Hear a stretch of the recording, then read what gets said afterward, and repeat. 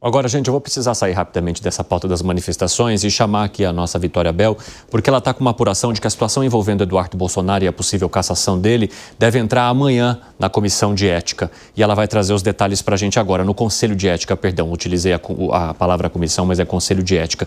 Conta pra gente, o que você descobriu aí, Vitória? Bem-vinda. Olá, Evandro. Olá a todos que nos acompanham. Não deixa de ser uma comissão também por ser um colegiado de deputados.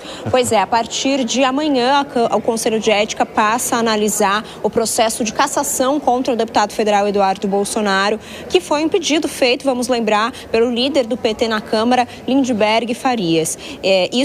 Essa informação foi confirmada agora há pouco pelo presidente do Conselho de Ética, Fábio Choquette, do União Brasil, confirmou essa informação para a gente, dizendo que, portanto, ele vai abrir esse processo amanhã, vai fazer um sorteio dos 3 deputados que podem ser relatores. Esse sorteio é a chamada lista tríplice, que acontece no Conselho de Ética. Então, os 3 candidatos a relatores que serão sorteados. Depois disso, ele escolhe um entre esses 3 deputados para ser o relator desse processo. Existe a expectativa que o relator do processo, portanto, de cassação contra Eduardo, possa ser escolhido ainda nesta semana, mas é importante destacar que todo o processo de análise desse pedido de cassação demora muito mais, porque se o relator pedir realmente a cassação de Eduardo Bolsonaro, esse processo precisa ir para o plenário da Câmara dos Deputados. A partir de agora, então, depois de feita a lista tríplice, escolhido o relator terá alguns dias para elaborar o seu relatório. Eduardo Bolsonaro poderá elaborar a sua defesa, o que pode levar aí até 45 dias, e isso, dentro do Conselho de Ética, o relator pode, inclusive, pedir uma pena menor para Eduardo Bolsonaro. Ao invés de seguir o requerimento feito por Lindbergh de cassação do mandato de Eduardo, o relator pode, por exemplo, pedir uma suspensão de alguns meses ou então alguma censura escrita. Então, existem diversas formas de punição trabalhadas, sendo a cassação a mais grave deles. Tudo depende muito de quem será o relator desse processo. O que a gente já sabe é que não poderá ser ninguém do PL, porque não pode ser um relator do mesmo partido do denunciado, e também não pode ser ninguém do PT, porque o relator não pode ser ninguém do mesmo partido do denunciante, e também não é possível que seja um deputado federal de São Paulo. Então, portanto, fazendo essas eliminações, muito provavelmente o relator do processo contra Eduardo Bolsonaro no Conselho de Ética será um deputado de centro, de partidos de centro, que também já era a tendência de escolha do presidente do Conselho de Ética, Fábio Choquette. Evandro. Muito bom você trazer esse xadrez para a gente também, Vitória. Mais uma vez deve cair na mão do Centrão. Falando em Centrão, União Brasil foi lá e pediu que os ministros desembarcassem do governo. Aí, nessa história toda, o Ministério do Turismo vai ficar aberto. E vem o PDT que diz, olha, governo, nós estamos votando sempre com vocês, mas a gente quer mais espaço. E aí, Vitória Bel, o PDT vai ter mais espaço no governo Lula? Pois é, esse foi um pedido feito pelo presidente da Legenda, Carlos Lupe, para que principalmente a bancada do PDT na Câmara volte a ser mais fiel com o governo durante as votações. Claro que o PDT sempre teve uma tendência de votar favorável ao governo, mas a gente lembra que alguns meses atrás, desde que aconteceu aquela crise no Ministério da Previdência, que Carlos Lupe deixou o ministério, o PDT decidiu deixar a base do governo na Câmara dos Deputados oficialmente. Então, oficialmente, hoje o PDT na Câmara dos Deputados é um partido independente, apesar de ter uma linha ideológica muito parecida com a do governo. A partir de agora, então, se abriu novamente um diálogo entre Carlos Lupe e o presidente Lula, eles que tiveram um almoço também junto com a bancada do PDT no Congresso Nacional, lá no Palácio da Alvorada na semana passada. Nessa reunião, eles já começaram a falar um pouco sobre a possibilidade do PDT ocupar mais espaço no governo Lula, até já olhando para 2026, para que o governo Lula não fique totalmente desamparado no ano que vem, já que muito provavelmente esses partidos de centro, União Brasil e PP, estarão de fora do governo e não devem apoiar Lula nas eleições do ano que vem. Então, trazer o PDT oficialmente de volta para o governo, para a esplanada dos ministérios, também é uma forma do presidente Lula garantir ao menos a parte de um apoio da centro-esquerda nas eleições do ano que vem. Como você disse, o Ministério do Turismo está aí na roda de negociações, na roda de conversa, já que o ministro Celso Sabino deve deixar a pasta nos próximos dias, mas também é importante lembrar que já que houve essa ordem da Federação União Brasil Progressistas para a saída do governo, existe a expectativa também de saída do ministro André Fufuca do Esporte. André Fufuca que ainda não se posicionou se vai deixar o governo ou se vai deixar o partido, mas existe a possibilidade dele sair da esplanada dos ministérios e com isso existe aí, portanto, mais uma pasta que pode estar nessa rodada de negociações na mesa de conversas entre o PDT e o presidente Lula. Evandro. Muito obrigado pelas informações, Vitória. Daqui a pouco conversamos mais. Vitória sempre traz bastidores importantes para a gente aqui no nosso 3 em 1. Alan Gani, como é que você avalia esse movimento? União Brasil foi lá e deu o intimato. Os ministros estão obedecendo. Tem André Fufuca agora também que provavelmente vai acatar essa decisão do partido. Aí vem o PDT e fala, nós estamos precisando de mais espaço aqui, nós estamos colaborando com vocês. Você entende que caiba o PDT nessa história envolvendo o Ministério do Turismo? Eu vejo que sim, muito embora desde o início do governo o PDT teve menos ministérios do que a União Brasil, de fato ele teve uma base muito mais orgânica nas votações do que o próprio União Brasil. Se ele pegar agora o Ministério do Turismo, o PDT iria para 3 ministérios, né? Você teria o Ministério do Turismo, da Integração Regional, que é o Valdez Góes, muito embora tenha sido indicação do União Brasil, mas quem está à frente da pasta é alguém do PDT e da Previdência, né? Com o Volney Queiroz naquele mandato tampão. Então, veja, são 3 ministérios e com uma identificação muito mais forte com o governo, com o PT, do que União Brasil. Eu acho que seria um bom negócio para ambos. Fala, Pepe, o que você acha? Eu vejo com uma tristeza, Orsini, quando você vê, por exemplo, PDT, Partido Histórico, Leonel Brizola, Darcy Ribeiro, Mangabeira Unger, que tinha quadros interessantes, interessados em discutir o Brasil, hoje em dia se limitou a ser um partido político que pega o Pires na mão e vai até o PT buscando cargos e ministérios num governo sem nenhum tipo de projeto para o Brasil. Então, no meu modo de ver, esse tipo de postura do PDT envergonha a base pedetista que existia no passado, envergonha a esquerda, porque, infelizmente, o PT e o Lula, com seu poder de buscar hegemonia a todo momento, abafa todas as forças de esquerda que querem surgir, né, para além do petismo e do lulismo, não é? Então, o PDT, dessa forma, no modo de ver, mostra que virou e se tornou um partido nanico, por que não pequeno e sem nenhum tipo de expressão, sem nenhum tipo de buscar pela grandeza, né? E, por outro lado, quando você vê que o União Brasil e o PP estão desembarcando do governo Lula, mostra claramente que esses partidos do Centrão estão olhando o governo Lula com uma certa reticência, achando que o petismo e o lulismo estão com os dias contados e querem ficar aguardando mais alguns meses para ver qual lado eles vão nas próximas eleições. Agora eu quero falar um pouquinho também contigo, Bruno Musa, sobre a outra informação que foi apurada ali pela Vitória Bel, de que o processo envolvendo o deputado Eduardo Bolsonaro no Congresso Nacional deve passar pelo Conselho de Ética já nesta terça-feira. Qual que é o desfecho mais crível, digamos assim, no seu ponto de vista? O meu ponto de vista é que isso vai passar e deve andar de alguma forma. Na semana passada nós mencionamos aqui, volto a repetir, que me parece que cada vez mais o candidato do Centrão seja o Tarcísio.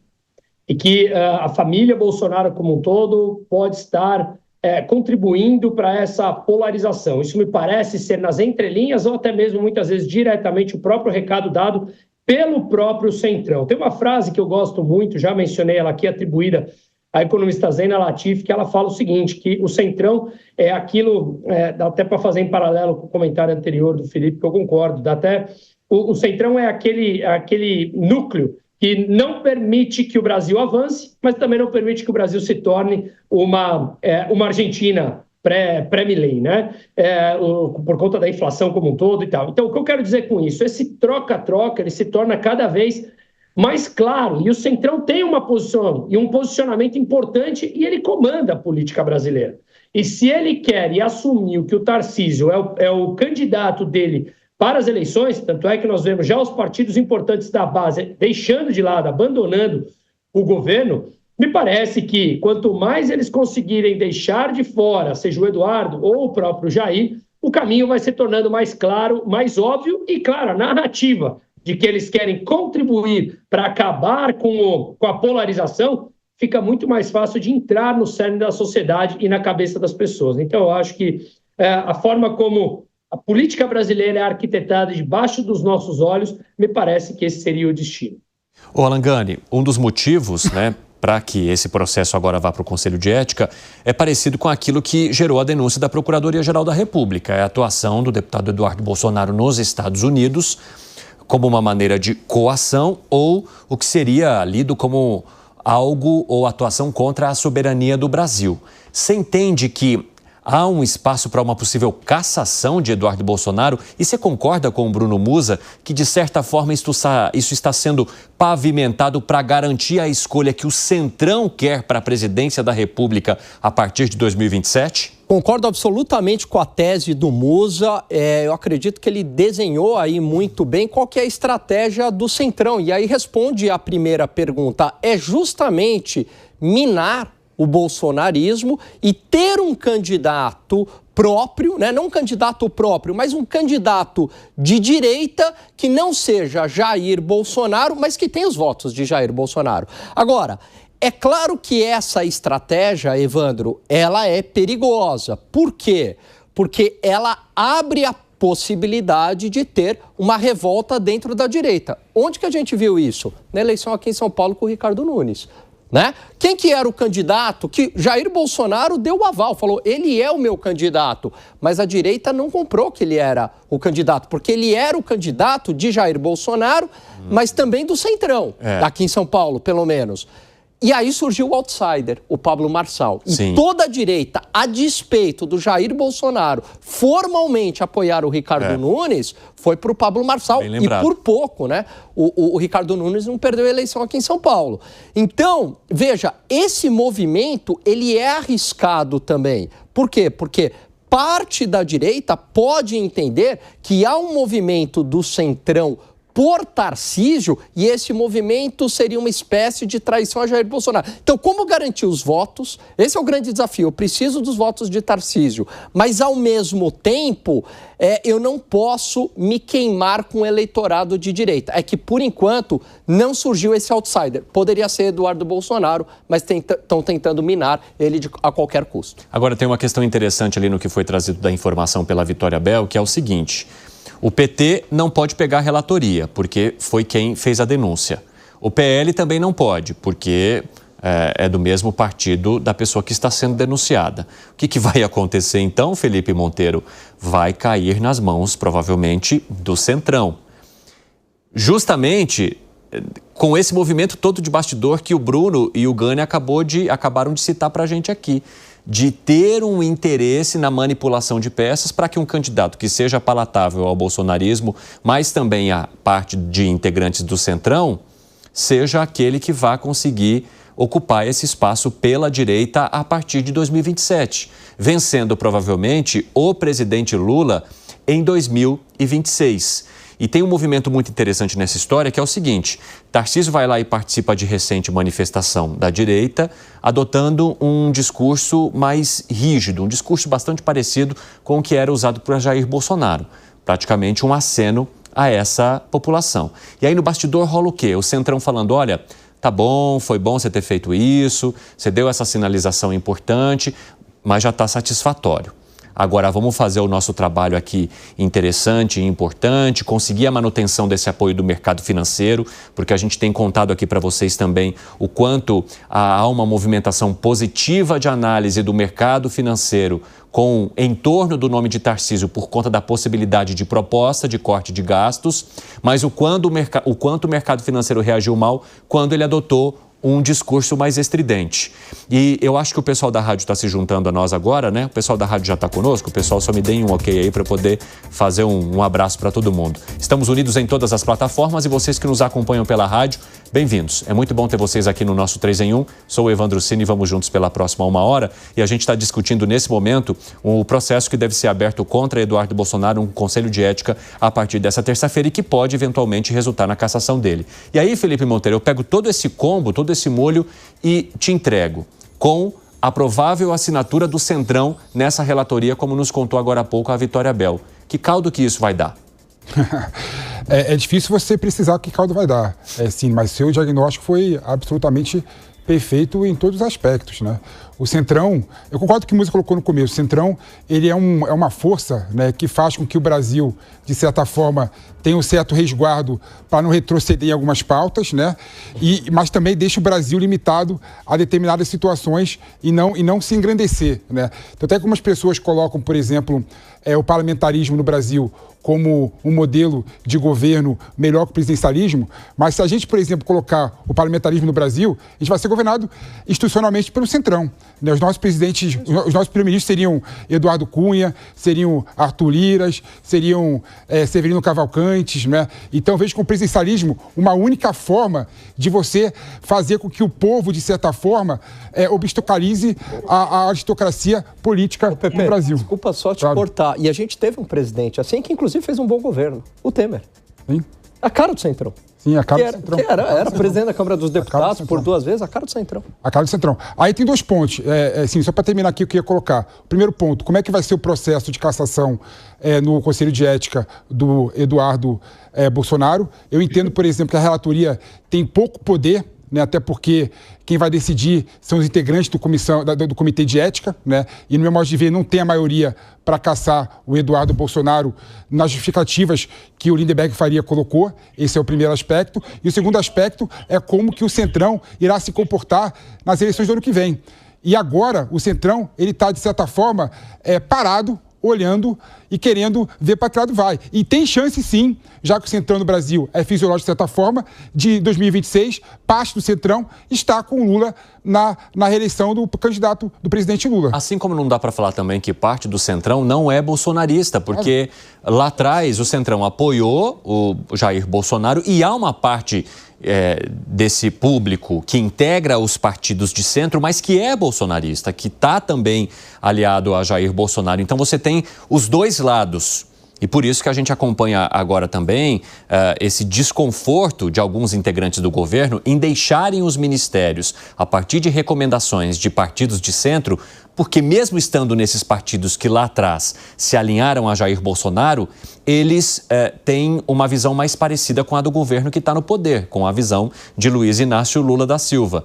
Então, isso demonstra mais uma vez o quanto o Centrão é fisiológico e o quanto ele está trabalhando para que os seus interesses sejam mantidos. Agora, a maneira como isso vai respingar em Tarcísio de Freitas, a gente só vai saber quando, de fato, ele, se é que isso vai acontecer, anunciar a sua candidatura e o quanto as pesquisas reagiriam com isso, né, Alan Gani? Não, e exatamente, Evandro, porque, veja, o Tarcísio, ele pode jurar fidelidade a Jair Bolsonaro e eu acredito, que ele tem uma relação pessoal com Jair Bolsonaro. Se ele pudesse, ele falaria, Jair Bolsonaro, você é o candidato, se ele tivesse todo esse poder, né? Se ele pudesse revogar decisões da justiça, você é o candidato e eu quero ser o governador aqui do estado de São Paulo. Eu acredito nisso.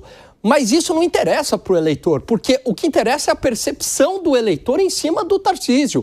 E se o Centrão é o fiador do Tarcísio, se o Centrão quer o Tarcísio, porque o Centrão ele é fisiológico, mas ele também responde a mudanças da sociedade, como foi o Temer, a pressões no mercado financeiro, a pressões dos empresários, precisa de uma reforma fiscal aí no Brasil, precisa colocar o país nos trilhos, então precisa de alguém mais pragmático com o perfil do Tarcísio. Ok, o Tarcísio é o candidato que faz a reforma, mas ao mesmo tempo a gente teria aqui algum espaço para o fisiologismo continuar. E também o Tarcísio seria o ideal para esse grupo, porque esse grupo também não pode abrir mão do eleitor bolsonarista, Perfeito. que é um eleitor robusto hoje aqui no país. Perfeito, exatamente. Eu preciso dos votos de Jair Bolsonaro. Então o Tarcísio cumpre tudo isso. Agora, a questão é como o eleitor bolsonarista vai ver isso. Porque por mais que o Tarcísio seja próximo de Jair Bolsonaro, o Centrão apoiando o Tarcísio pode ser entendido como uma traição. O Tarcísio não é bolsonarista. Porque esse eleitorado também não gosta de humorista, não. Exatamente. Depende não do gosta Tarcísio, de gente né? humorista. Então. Depende também de qual Tarcísio, né? Porque tem Tarcísio, por exemplo, que veste camisa do bolsonarismo, né? Esse Tarcísio, com certeza, não abarca parte do centro e parte da esquerda progressista que gosta do Tarcísio, né? Ou o Tarcísio técnico que agrada muito mais gente. Qual Tarcísio que vai ter? Dúvida. Pessoal, daqui a... fala, Musa, arremate. Não, coisa muito rápida. Eu acho que a gente está vivendo esse momento tão polarizado que faz com que qualquer um dos lados chancele absolutamente tudo o lado que ele defenda. Isso faz com que tenha uma dificuldade muito grande do próprio Centrão porque obviamente ele acaba brigando com os dois lados. O Centrão, que é fisiológico, não sabe para qual lado do muro ele cai, e as pessoas não querem refletir, não querem aceitar sequer uma vírgula que possa vir do outro lado. Aí a gente fica preso nesse embate, e esse embate, obviamente, completamente ignorante, né?